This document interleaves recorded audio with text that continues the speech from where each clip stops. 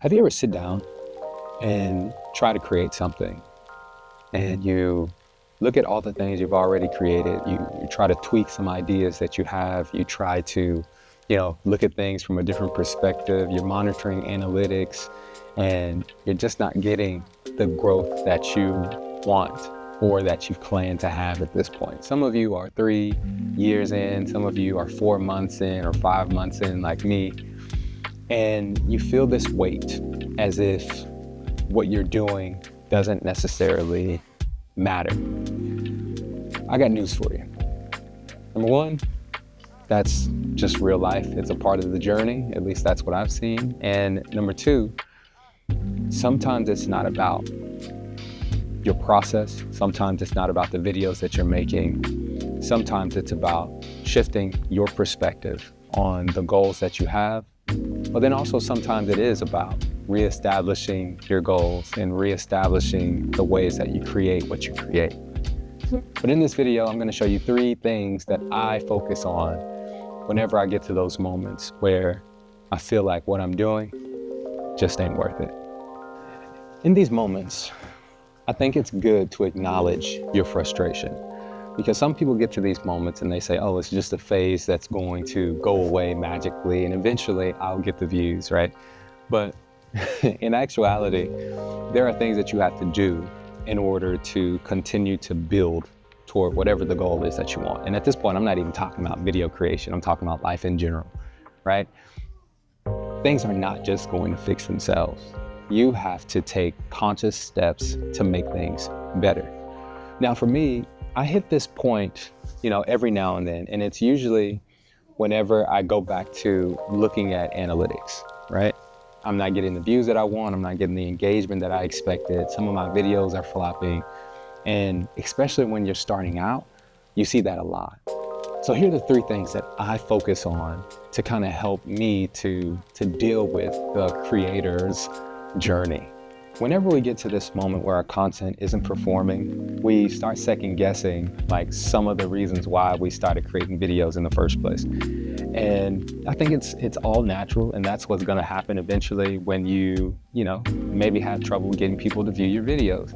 You start thinking about some of the trends that are out there. You start thinking about switching up your content so that it's more enjoyable for the people out there. But even still, when you get into this mode and you just start creating stuff just for the sake of getting views, you lose some of the viewership that you have because they start to see that, okay, maybe this person isn't as authentic as I thought that they were. And, I gotta be honest with you, I'm there right now for myself. I know the content that's gonna get views. I know the different techniques that are going to, get my content to what I need it to be in order of getting views. But that's not necessarily what I want to focus on. And I did this in my first go around, starting a YouTube channel and starting content creation on like Instagram and Facebook and stuff like that. I went from these views that I established in the beginning to changing according to what the audience wanted. And yeah, your analytics might tell you to do that sometimes. And when you look at some of the creators online, they might kind of hint at doing that. But again, if you're just creating for the sake of getting views, you're either going to get burnt out or you're going to lose passion for what you're doing. So let's just completely forget about that for now, okay? I have 3 things that I want you to focus on, right? Don't quit. Number 1, don't quit. Don't do that. But maybe it's time for us to go back to some of the reasons why we started creating in the first place. So, first question, who are you creating for, right? Who is your audience? And like I said, when you start following these trends and you start making videos, yeah, you might get some views, but then the ideal audience that you had in mind at the beginning, that goes away. And you're gonna lose those folks for people who probably aren't gonna come back to your content anyway. So focus on this, reestablish who you're creating for. Because once you establish that audience and you kind of zero in on who it is you want to talk to or talk with or influence, that's gonna give you some direction. Secondly, why should people listen, right? What are you doing in your videos that people are interested in, right? There are 3 types of authors' purposes, and I get this from being an English teacher, and that's to inform, to entertain, and to persuade. Like, what exactly are you trying to get people to do? I know on my channel, I'm trying to, number one, persuade people, but I'm also trying to inform people at the same time. I don't necessarily consider entertainment to be a part of what I do, but I think all of these, you should try to find a way to do something from all three of these, but you should have one main focus for the type of video that you create. That doesn't mean you have to create all of your videos to persuade people, because people are going to get burnt out from that. All of your videos shouldn't be to entertain, because people are going to get burnt out from that, or to inform, right? So, just think about those three types of authors' purposes whenever you go to create, and establish the why in the beginning that kind of guide where your content is going. I make videos because I'm going to inform and persuade and entertain the regular people who don't necessarily want to be famous, who are just trying to live their lives, who are just trying to get advice, they're trying to get, an understanding of certain situations. That's why people should listen to what I'm creating, essentially. I'm reworking that, so you see what I'm saying? You got to rework. I'm in that stage right now. And then the last thing, is this going to add value? This is the most important thing on here, and it's usually one of the first things to go whenever you get to a point where you're not getting the responses that you'd hope.